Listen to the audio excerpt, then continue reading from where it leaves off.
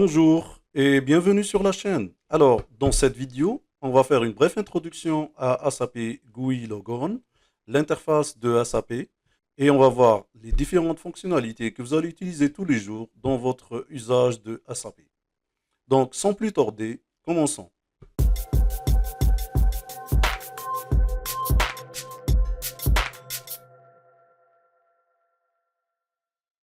Alors, votre interface pour SAP est le logiciel SAP GUI Logon.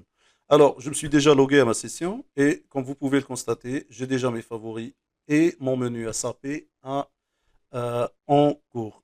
Voilà. Alors, ça, c'est le menu que vous recevez une fois que vous vous êtes logué à SAP. Donc, on commence. La première des choses, vous avez bien sûr la fenêtre que vous gérez en fermant, en lançant un nouveau mode ou bien en interrompant une transaction. Bien sûr, vous pouvez minimiser et vous pouvez maximiser votre fenêtre.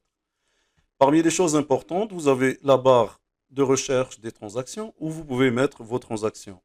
Et la transaction SAP est tout simplement l'endroit où vous faites votre travail de tous les jours. Chaque chose que vous faites au niveau de SAP passe par une transaction et c'est ici qu'on met notre transaction. Donc, par exemple, la transaction de base pour afficher un article est la MM03 et à partir de là, vous pouvez voir, sélectionner votre article à partir de la liste des articles de votre entreprise. Une fois que vous avez lancé une recherche et par exemple, on peut voir cet article.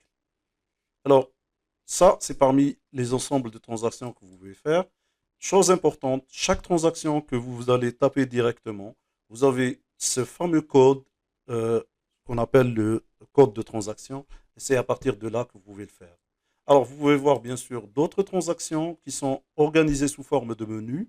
Et chaque partie de l'entreprise a son propre menu. Par exemple, vous avez le département logistique qui va trouver l'ensemble de ces transactions ici. De la même manière, vous pouvez aussi avoir la gestion comptable qui est celle de la gestion financière, les ressources humaines, etc., etc. N'importe quel volet de l'entreprise va trouver son propre menu. En général, ce qu'on fait, c'est qu'on garde toujours les transactions en favori parce que vous n'allez pas utiliser toutes les transactions de SAP, mais en fait, une partie des transactions.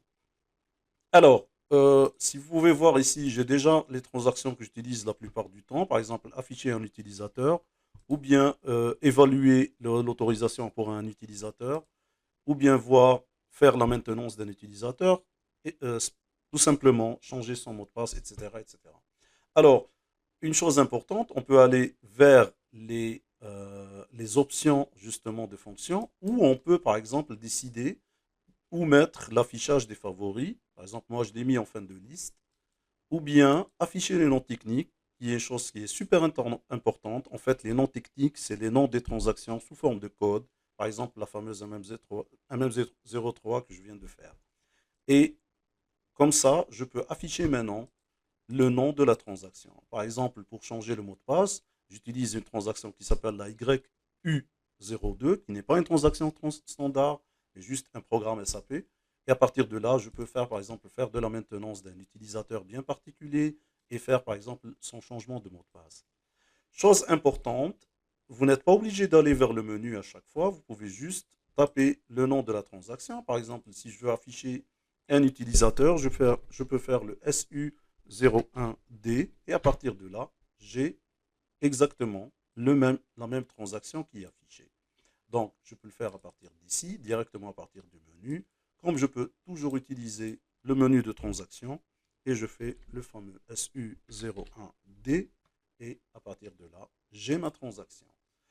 Chose importante, c'est que vous avez aussi la possibilité de créer un favori à partir d'une transaction. Par exemple, je peux créer directement, je cherche par exemple, je place le curseur sur la transaction et à partir de là, je peux afficher. Et là, j'ai mon système d'aide qui vient à la rescousse.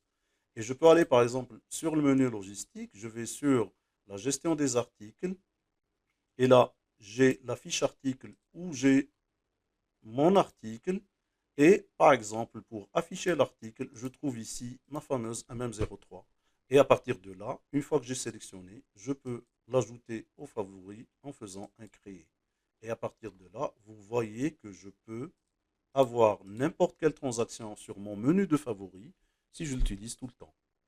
Alors, vous avez aussi la possibilité, bien sûr, d'aller définir une transaction initiale qui peut vous lancer. Vous pouvez aller sur le menu options à chaque fois, vous lancez changer vos paramètres. Et à tout moment, je peux bien sûr faire le menu traitement pour exécuter la commande, chose qu'on peut faire bien sûr aussi directement avec un double clic. Donc, exécuter la MM03 et à partir de là, je peux lancer ma transaction. Alors, qu'est-ce qu'on a d'autre aussi? Vous avez aussi la barre de menu ici. Vous pouvez par exemple aller sur d'autres options. Vous pouvez aussi utiliser, ajouter aux favoris en utilisant l'icône ici. Et vous pouvez bien sûr remonter ou descendre sur l'ensemble des favoris. Alors, vous avez aussi la possibilité d'imprimer à chaque fois que vous êtes sur une transaction. Et surtout, vous avez la possibilité de lancer un nouveau mode. Alors, quelle est l'utilité du nouveau mode? C'est avoir la possibilité, bien sûr, de créer deux fois le menu. De telle manière, par exemple, je pourrais exécuter ici l'affichage utilisateur sur cette partie du menu. Et ici, lancer autre chose, une autre transaction, comme la fameuse MM03, encore une fois. Donc, toujours, et vous n'êtes pas limité, vous pouvez créer autant de modes que vous voulez. Il n'y a aucune limite par rapport à ça. Donc, si je vais sur le menu système, je peux avoir à tout moment tout ce qui concerne mon système. J'ai la possibilité d'avoir de l'aide. Si je veux faire l'aide à l'application, c'est toujours utile. Donc, à tout moment, vous pouvez lancer le browser. On va attendre un petit moment. Il va lancer le browser pour le menu d'aide. Et bien sûr, je peux revenir entre-temps faire autre chose. Alors, parmi les choses que je veux voir, c'est le statut de mon menu SAP. Et là, je peux savoir sur quel système je suis logué. À partir de là, je peux voir mon nom d'utilisateur, la langue que j'utilise et bien sûr à quel moment je me suis connecté. Chose importante, je peux savoir aussi le système d'exploitation sur lequel est hébergé mon système SAP et la base de données qu'il utilise. Et vous pouvez constater que c'est un système d'exploitation Unix qu'on appelle AX et que la base de données utilisée pour cette session est la base de données Oracle. Il s'agit bien sûr d'un SAP R3, donc ce qu'il y a de plus basique. Il y a bien sûr de nouvelles versions d'SAP comme la version HANA, mais voilà. Donc sachez que ça, c'est le minimum à savoir. Donc voilà, je pense que c'est le minimum à savoir sur SAP Logon. J'espère que cette vidéo vous a plu. Et bien sûr, n'hésitez pas à vous abonner à la chaîne pour avoir de nouveautés SAP. Merci et à très bientôt.